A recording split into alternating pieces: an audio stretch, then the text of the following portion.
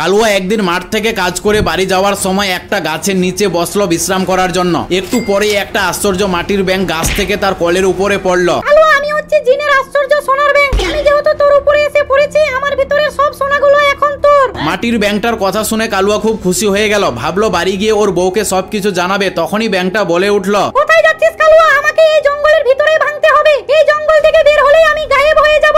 আশ্চর্য ব্যাঙটার কথা শুনে কালুয়া আর কোনো দেরি না করে মাটির ব্যাঙটাকে একটা ভালো জায়গায় রেখে চলে গেল গাছের ডাল ভাঙতে। কালুয়া তাড়াতাড়ি করে মজবুত দেখে গাছের একটা ডাল ভেঙে মাটির ব্যাঙটা ভাঙতে যাবে। ঠিক তখন দাঁড়া কালুয়া, আমাকে ভাঙার আগে একটা কথা ভালো করে শুনে নে। আমাকে যদি তুই একবারে ভাঙতে না পারিস, তাহলে আমার ভিতরের সোনাগুলো আর তুই পাবি না। এই কথা শুনে কালুয়া তার সর্বশক্তি দিয়ে মাটির ব্যাঙটার উপরে আঘাত করলো, কিন্তু দুর্বল কালুয়া একবারে আশ্চর্য মাটির ব্যাঙটা ভাঙতে পারলো না, যার ফলে আশ্চর্য ব্যাংকের ভেতরের সোনা গায়েব হয়ে শুধুমাত্র সাধারণ 12 টাকা ব্যাংক থেকে বের হলো। সে 12 টাকা নিয়ে দুর্বল কালুয়া কাঁদতে কাঁদতে বাড়ি চলে গেল।